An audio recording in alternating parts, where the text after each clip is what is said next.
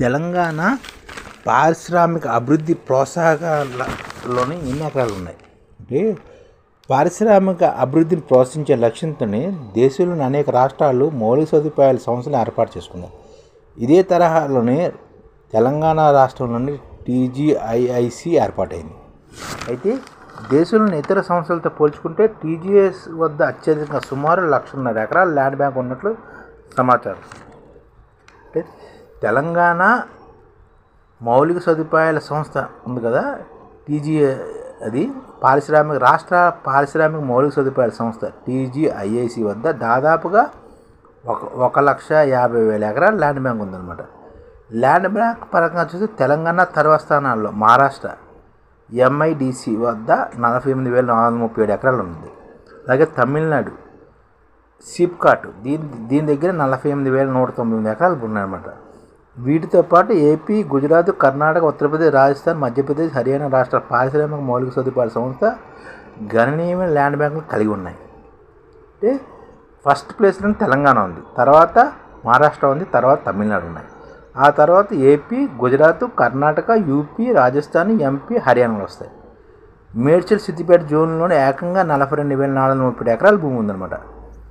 టీజీఐఏసి పరిధిలో సైబరాబాదు, మేడ్చల్ సిద్దిపేట, కరీంనగర్, నిజామాబాదు, పటాన్ చెరువు, శంషాబాదు, యాదాద్రి, ఖమ్మం, వరంగల్ ఇలా 9 పారిశ్రామిక జోన్లు ఉన్నాయన్నమాట. అంటే ఈ టీజీఐసి పరిధిలోని 9 పారిశ్రామిక జోన్లు.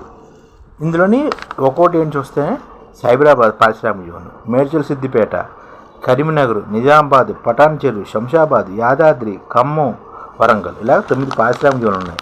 ఒక్క మేడ్చల్ సిద్దిపేట జోన్లోనే 42,430 ఎకరాలు ఉన్నట్టు సమాచారం అన్నమాట.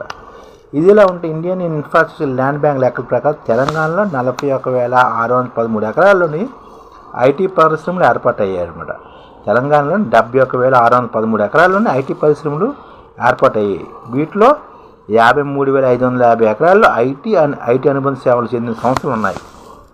మరో 2,634 ఎకరాల్లో ఎలక్ట్రానిక్స్ హార్డ్వేర్ సంస్థలు ఉన్నాయి. మరో 10,039 ఎకరాల్లో రక్షణ, ఏరోస్పేస్, ఆహార ప్రాసెసింగ్, టెక్స్టైల్, ఆటోమొబైల్, రసాయనాలు, ఫార్మాసిటికల్ రంగాలు చెందిన పరిశ్రమలు ఉన్నాయి. అంటే మొత్తంగా 71,613 ఎకరాల్లోని ఇవన్నీ పరిశ్రమలు ఏర్పడ్డాయి అనమాట. ఇందులోని 53,550 ఎకరాల్లోని ఐటీ అనుబంధ రంగాలు, అలాగే 2,634 ఎకరాల్లోని హార్డ్వేర్, ఎలక్ట్రానిక్ కంపెనీలు, అలాగే 10,039 ఎకరాల్లోని ఏరోస్పేస్, రక్షణ, ఆహార ప్రాసెసింగ్, టెక్స్టైల్, ఆటోమొబైల్, రసాయనాలు, ఫార్మాస్యూటికల్ కంపెనీలు ఉన్నాయన్నమాట. ప్రభుత్వ ఖజానా నిధులు సమకూర్చే క్రమంలో టీజీఐ తరచూ వివాద కథనంగా మారుతుంది. తాజాగా గచ్చిబౌలి బ్యాలెన్స్ సన్నాలు కూడా వివాదాస్పదం మారింది. దీని ద్వారా 30,000 కోట్లు సంపాదించాలని అనుకున్నారు. ఇది సుప్రీంకోర్టుతో వచ్చి ఆగిపోయింది. ఇలాంటి ప్రాబ్లమ్స్ వస్తూనే ఉన్నాయన్నమాట. ఈ ఛానల్ ముఖ్య ఉద్దేశం ఏంటంటే మన తెలుగు రాష్ట్రాల్లో 1 కోటి మందికి సంఘటిత రంగాల్లో ఏ విధంగా ఉద్యోగాలు ఇవ్వవచ్చు, కనీస నెల జీతం 30,000 వరకు ఏ విధంగా ఇవ్వవచ్చు, ఏ విధంగా చేస్తే ఉద్యోగాలు సృష్టించబడతాయో వివరిస్తూ ఈ ఛానల్ వీడియోలు వస్తాయి. అలాంటి వీడియోలు మీకు కావాలంటే మన ఐడిఎఫ్ భాస్కర్ ఛానల్ని సబ్స్క్రైబ్ చేసుకోండి. ఐడిఎఫ్ అంటే ఇండియన్ డెవలప్మెంట్ ఫోర్స్.